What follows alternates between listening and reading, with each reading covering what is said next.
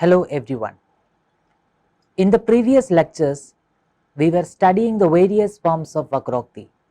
I hope you have understood these varieties of Vakrata that I have been talking about very well. In this lecture, we are going to see the fifth variety of Vakrata called Prakaraṇa-vakratā. This is the penultimate form of Vakrokti that Kundaka is mentioning in his Vakrokti Jivita. For Kundaka, Prakaraṇa-vakratā and Prabandha-vakratā constitute an important category in the realm of Vakrokti. According to him, many sentences or Vakya make a Prakarana or an episode, and many episodes make a Prabandha or a plot. In the context of Prakaraṇa-vakratā, Kundaka was discussing how the descriptions of certain episodes can lend beauty to the work as a whole.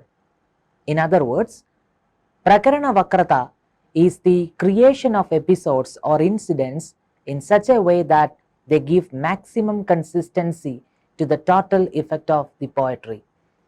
Prakaraṇa-vakratā, Kundaka says, is divided into 10 categories. These 10 varieties of Prakaraṇa-vakratā that Kundaka mentions include Parinama-gopana-vakratā, Utpadya-lavanya-vakratā, Upakaropakartrutva-vakratā, Abhitheyavartana-vakratā, Kathopakara-vastu-vinyasa-vakratā, Katha-vaichitriya-vakratā, Angirasa-nishyanda-vakratā, Vastwantara-vaichitriya-vakratā, Prakaranantara-vakratā, Angangi-sangitya-vakratā. Now, let's take a look at these varieties of Prakaraṇa-vakratā one by one in detail. The first variety we are going to see under Prakaraṇa-vakratā is Parinama-gopana-vakratā. Parinama-gopana-vakratā is the variety of Vakrata where the inner feelings or the ability of the great and noble heroes remain inscrutable to the readers and other characters till the end of the episode, so as to maintain the suspense of the event mentioned in that episode. But at the end of the episode, it gets revealed. Kundaka firmly believes that an abundance of such instances will intensify the reader's literary interest as well as aesthetic appeal of the work. An example that Kundaka cites for Parinama-gopana-vakratā is an episode from the drama Abhiඥā Janaki. Kundaka's observation is noteworthy here. In the third act of the drama Abhiඥā Janaki, which is based on the Ramayana, the monkeys think that they can easily build a bridge across the ocean. They claim that they are already playing with mountains as if they were balls. They do not know that it is a great task that can be achieved only with the help of Rama. Rama also does not reveal his ability till the last moment. Finally, when all the efforts taken by the monkeys are proven futile, Rama prays to Varuna and seeks his help to build the bridge, but it is of no avail. At this point, Rama takes his divine arrows from the quiver and shoots them into the sea. Soon, the sea starts getting dried up. Frightened by this act, Varuna appears to Rama and offers his help to build the bridge. Here, the ability to facilitate a situation congenial for the building of the bridge remains hidden from the monkeys and readers till the last moment, when Rama shoots the arrows to the sea. Here, the information about the capability of Rama to pull off such a great action is kept hidden till the end of the story. According to Kundaka, this lends great charm to the episode. Kundaka illustrates the episode of Raghu and Kautsa from the 5th Sarga of Raghuvamsha of Kalidasa as another example for Parinama-gopana-vakratā. Raghu, who has conducted a yaga called Vishwajit, has gifted away his entire wealth and possessions. He is currently deprived of any wealth. At this point, the disciple of a sage named Varatandu approaches him, hoping that the king will give him the wealth to be gifted to his guru at the end of the learning. His name is Kautsa. But when the king receives him with an earthen pot instead of a gold pot, the disciple Kautsa realizes that the king is bereft of any wealth. His hopes shattered, Kautsa is about to leave. But Rakhu stops him and asks him the intention of his visit. Kautsa states that he owes his teacher gold coins to the extent of 14 crores as Guru Dakshina. Hearing this, the king says that he will give Kautsa the amount of gold coins he had asked for in 3 days. The king was thinking of asking for the gold from Kubera, the god of wealth. But understanding the requirement of the king, Kubera showers a rain of gold in front of the king's house. The next day, when the king wakes up, he sees a heap of gold coins which had the size of a mountain. The king then gifted the whole heap of gold to Kautsa. But Kautsa refuses to take anything more than he needs. Thus, the king Rakhu and Kautsa become the subjects of appreciation of the citizens of Ayodhya. The king is appreciated for his generosity, while the disciple is appreciated for taking only the amount of gold he needs. The poet, says Kundaka, does not reveal these great qualities of the king and the disciple Kautsa in the middle of the story. He keeps this suspense reserved till the end of the story so as to maintain the interest of the readers. The next variety that we are going to see is called Utpadya-Lavanya-vakratā. Utpadya-Lavanya-vakratā is the way in which an already existing story is given novelty through the addition or deletion of episodes in conformity with the notion of propriety or aujitya in the society. First, Kundaka gives an example of a scene being added to an already existing plot to avoid impropriety. Kundaka cites the scene of Durvasa's curse in Kalidasa's Abhijnana Shakuntala as an example for the first variety of Utpadya-Lavanya-vakratā, where a scene is added to the already existing plot to avoid an anaujitya or impropriety. We know that Kalidasa took the story of Shakuntala from Mahabharata. In the original story in Mahabharata, Shakuntala's lover, King Dushyanta, forgets Shakuntala because Dushyanta's love for Shakuntala was inconsistent and he was a womanizer. But thinking that it would be inappropriate on the part of a poet to portray a king as someone who is inconsistent in love, Kalidasa adds a new scene to his Abhijnana Shakuntala, wherein Dushyanta does not recognize his lady love Shakuntala, not because his love for Shakuntala was inconsistent, but because Shakuntala was cursed by sage Durvasa that Dushyanta would forget her. After this, he gives the example of the second variety of Utpadya-Lavanya-vakratā, wherein a scene is amended or deleted to stick to the decorum of the period. This example that Kundaka gives is from the Ramayana. In the Ramayana, Rama's younger brother Lakshmana goes in search of Rama. Upon hearing the cry of Rama, who has gone to catch the golden deer for Sita. But in the drama Udata Raghava by Mayura Raja, the plot is rewritten in such a way that it is Rama who goes to rescue Lakshmana. Such a revision of the plot was justified on the ground that it is highly improper for a man of great prowess and courage like Rama to be rescued by his younger brother Lakshmana.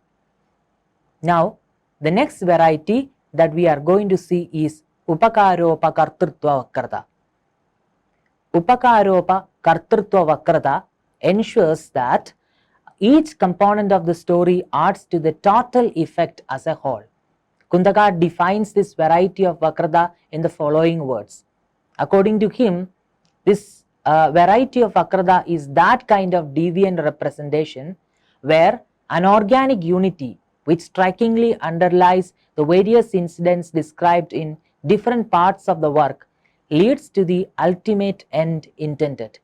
Here, each component is bound to the other by a relation of natural assistance. In other words, in this form of Vakrokti, various individual components described in different parts of the work finally add to the central plot of the story. As an example of this form of Vakrokti, Kundaka cites a scene from the second Anka of the play Pushpa Dushitaka. In the play, the hero Samudradatta returns unexpectedly from his journey. He is madly in love with his wife Nandayanti, so in the wee hours of the night on the same day, he sneaks into the house. But while entering the house, he disturbs the guard Kuvalaya, who was in charge of protecting the home of Nandayanti. At this point, Samudradatta bribes Kuvalaya by offering his own ring to him to enter the house of Nandayanti. Now, this incident becomes very helpful in resolving the complication arising in the fourth act, where Nandayanti's father-in-law, that is Samudradatta's father, thinks that his daughter-in-law Nandayanti is unchaste and she has a paramour. But when the servant shows the ring of Samudradatta to the father-in-law, the latter realizes the so-called paramour is none other than his own son Samudradatta. Here, a rather insignificant component in the earlier part of the plot finally gets connected to the larger story of the drama. Another example that Kundaka cites is from Bhavabhudi's Uttara Ramacharita. In the beginning of the play, Rama is seen spending time with his queen Sita, who is in her advanced pregnancy. He is showing her the pictures of past kings. At this point, they come across the pictures of Jrambhaga missiles. Seeing this, Rama declares that these missiles will attend on her sons. Later, in the fifth act of the play, when Rama's son Lava and Lakshmana's son Chandraketu fight with each other, you can see Lava using Jrambhaga missiles. Here also, a relatively insignificant component in the story is taken up later to knit it very well with the main plot of the story. The next variety of Vakrokti we are going to see under Prakaraṇa-vakratā is Aphitheya-vartana-vakratā. Aphitheya-vartana-vakratā is the way in which the same episode or emotion or object is depicted in different ways with different effects. Kundaka defines this form of Vakrata in the following words. When even one and the same theme is again and again described in different places with a new touch of creative originality, it is called Aphitheya-vartana-vakratā. Kundaka further says, the upshot may be described as follows. The different incidental subjects of description in a work, such as moonrise, may occur more than once, but they may be so repeated only in case the plot demands the recurrence. Yet, the style of the description should be made to vary in each case, being adapted to the harmonious embodiment of different sentiments and figures of speech, which are equally beautiful. Such an elegant variation invests even repeated conventional themes with aesthetic appeal.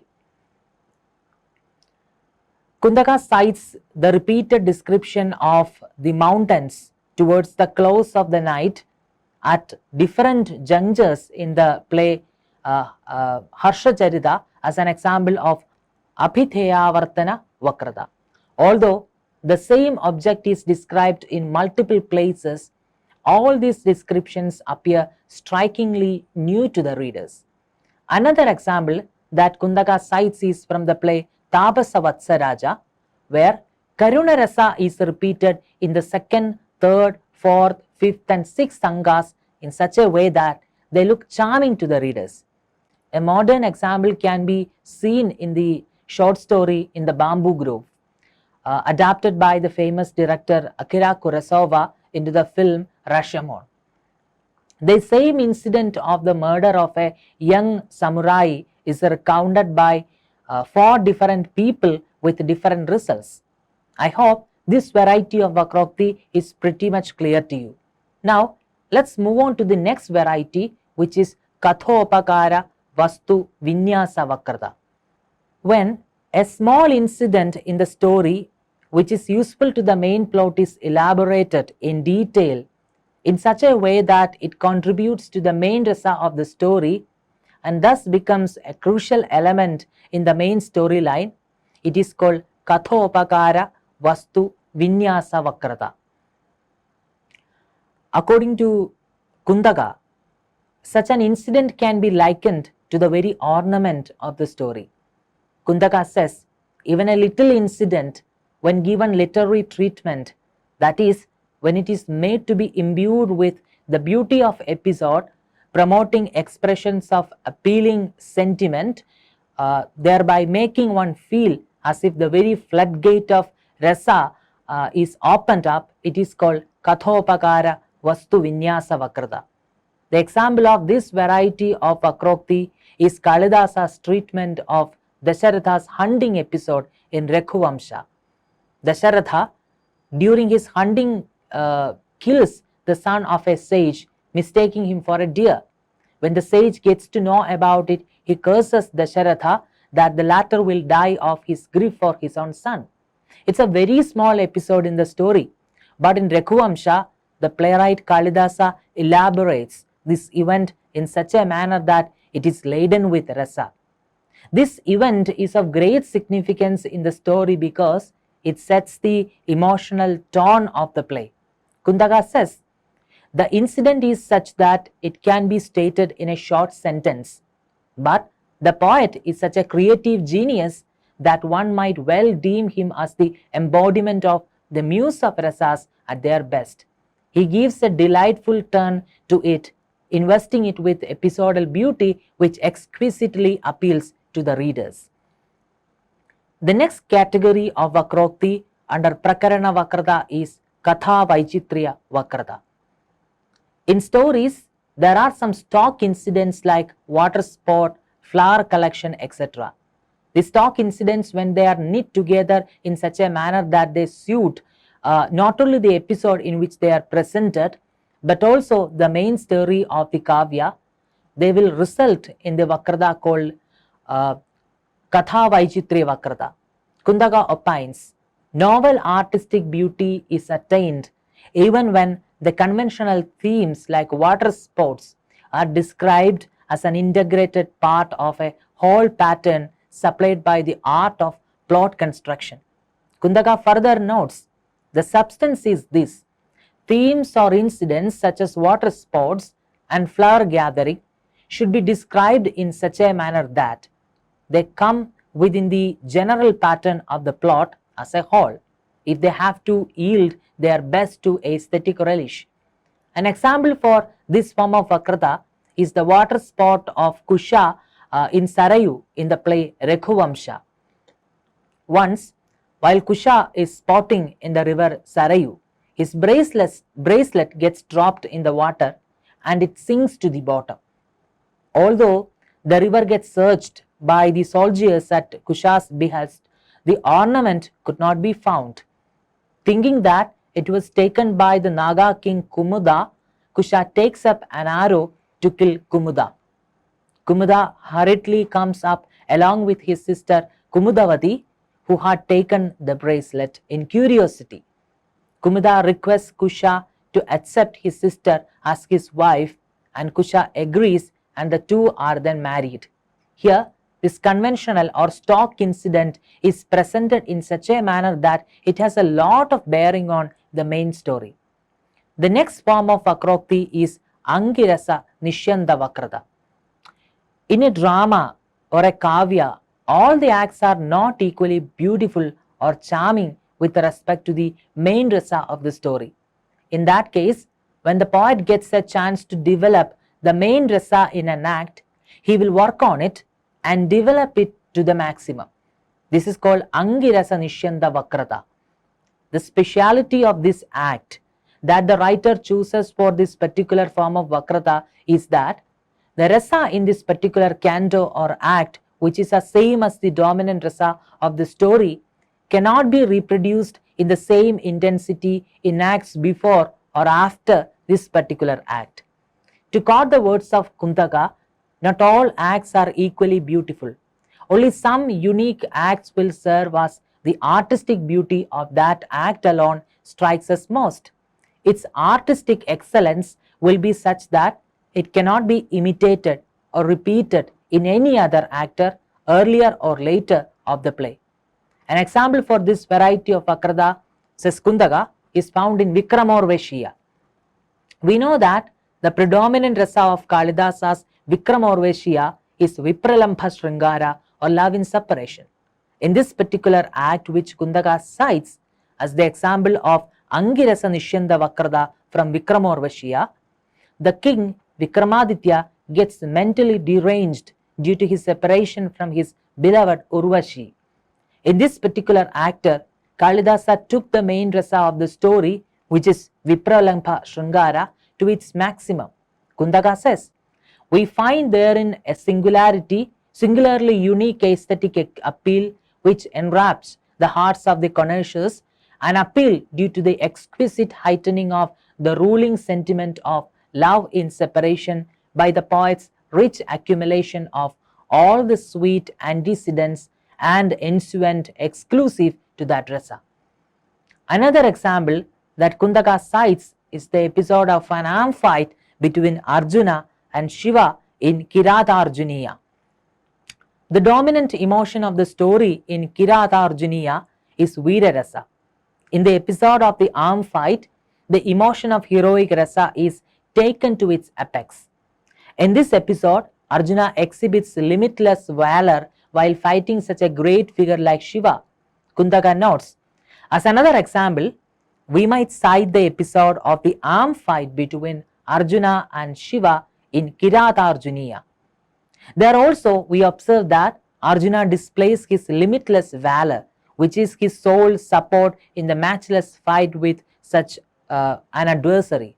When his heart is delighted at the unique opportunity that has come his way for exhibiting the natural and abounding strength of his arms, though he does not have any armor and such other equipment to protect his person, and it leads to the sentiment of heroism to a climax.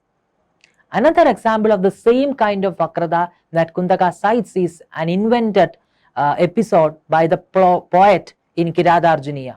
In this episode, Lord Parameshwara himself was thrown up high in the sky to dangle about in the space by a mere human sage with the strength of his arms exclusively. The next variety that we will be seeing is Vastuvantara Vaichitriya Vakratā. Kuntaka says, another type of beauty in episode is seen when even a small incident, apparently independent, is so invented by the poet that it ultimately contributes to the plot as a whole. It will be appealing by its construction as a pleasant counterpart. The main plot also becomes appealing by such a complexity introduced by the minor episode. Here, even a small incident, apparently independent, ultimately makes a significant contribution to the plot as a whole. Kuntaka cites an example for this variety of Vakrokti from Mudra Rakshasa. At the beginning of the act, a person enters the stage with a rope. He is the spy of a character named Kautilya. He then tries to commit suicide. Although there is a character named Rakshasa nearby, he does not pay attention to him.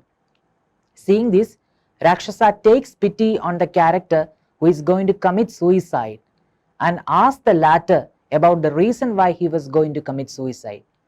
But the person does not budge an inch and is not willing to divulge the reason for his suicide. Finally, after much prodding, the person says that his bosom friend Vishnudasa was going to kill himself by jumping into the fire because Vishnudasa's friend Chandanadasa, a diamond merchant, was about to be hung by the authorities. Hearing this, even the cleverest Rakshasa gets moved and decides to save Chandanadasa by pledging his own life. This incident contributes a lot to the main story of the drama. The next variety is Prakaraṇa-vakratā. What is Prakaraṇa-vakratā?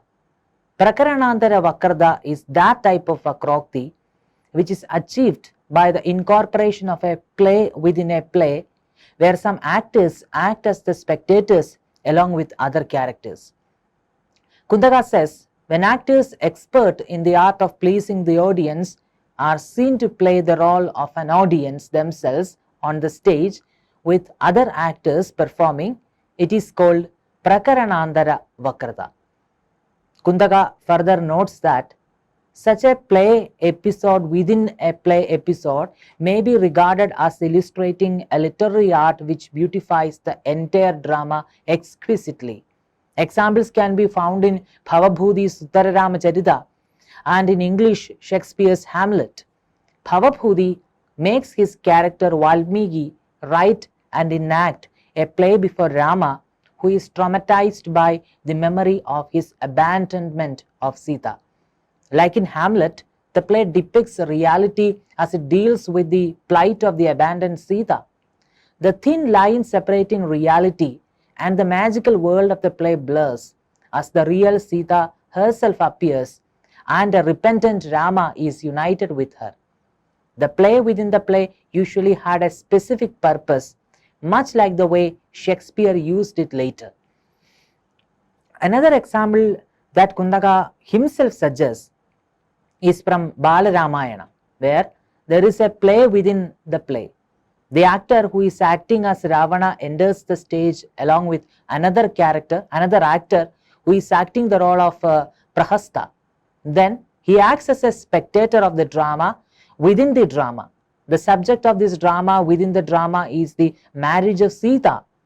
The different shades of emotions evoked in them by his sight are well performed by the companions of Sita. The last variety of Prakaraṇa-vakratā is Anga-angi Sangatya-vakratā, which denotes the continuity and coherence of episodes in totality of the work. Kundaka says, the art of the dramatic plot should be pleasing by the construction of delightful junctures or sandhis. Each of these junctures should be organically related to each other, the succeeding one following logically from the preceding one. Kundaka says that it should not be vitiated by any excessive craze from observing rules even when they are inopportune. Only in such cases the episodes will reveal a unique charm of originality. A case in point here is the drama Pushpadushitaka. In the first Prakarana, the hero Samudradatta is seen suffering from the pangs of the first separation from his beloved Nandayanti. In the second Prakarana, he has returned from his travel and he is uniting with his beloved in a bower. He manages this by bribing the god with his ring. In the third Prakarana, the father-in-law exiles Nandayanti, accusing her of having an illicit relation with someone. In the fourth act, the father-in-law repents for having exiled his daughter-in-law and he decides to go on a pilgrimage. In the fifth act, the god goes to Nandayanti and informs her that her husband is keeping well. Finally, we have the accounts of the reunion of one and all brought about in strange circumstances. Thus, these diverse threads of incidents are so strung together that they assist in leading each in its own way to the intended happy ending of the play, so as to make the whole story very unique and delightful. Before I wrap up the class, I will explain all these varieties once again quickly. We have seen that Prakaraṇa-vakratā is Vakrata related to the episode in a drama. There are 10 kinds of Prakaraṇa-vakratas according to Kundaka, and these include Parinama-gopana-vakratā, Utpadya-lavanya-vakratā, Upakaropagritva-vakratā, Abhiteyavartana-vakratā, Kathopakara-vastu-vinyasa-vakratā, Katha-Vaichitria-vakratā, Angirasa-Nishyanda-vakratā, Vastuvantara-Vaichitria-vakratā, Prakaraṇa-vakratā, Angangi-Samgatya-vakratā. Parinama-Gopana-vakratā is that variety of vakratā where the inner feelings or the ability of the great and noble heroes remain inscrutable to the readers and other characters till the end of the episode, so as to maintain the suspense of the event mentioned in the episode. Utpadya Lavanya Vakratā is the way in which an already existing story is given novelty through the addition or deletion of episodes to conform to the notion of aujitya or propriety in the society. In Upakaropakartritva Vakratā, various individual components described in different parts of the work finally add to the central plot of the story. Abhideyavartana Vakratā is the way in which the same episode or emotion or object is depicted in different ways with different effects. When a small incident in the story which is useful to the main plot is elaborated in detail in a way that it contributes to the main rasa of the story and thus becomes a crucial element in the main plot, it is called Kathopakara Vastu Vinyasa Vakratā. When stock incidents like water sport, flower collection, etc. are knit together in a story in such a manner that they suit not only the episode in which they are presented, but also the main story of the kavya, that will result in Katha-Vaichitria-vakratā. In a drama or a kavya, all the acts are not equally beautiful or charming with respect to the main rasa of the story. In that case, when the poet gets a chance to develop the main rasa in an act, he will work on it and develop it to the maximum. This is called Angirasa Nishyanda Vakratā. When even a small incident apparently independent is so invented by the poet that it ultimately contributes to the plot as a whole, it is called Vastuantara Vaichitria Vakratā. Prakaraṇantara Vakratā is that type of Vakrokti which is achieved by the incorporation of a play within a play where some actors act as the spectators along with other characters. And finally, Angangi Samgatya Vakratā denotes the continuity and coherence of episodes in the story. These are the major forms of Vakratas which come under Prakaraṇa-vakratā. I hope you have understood all these points very well. Thank you.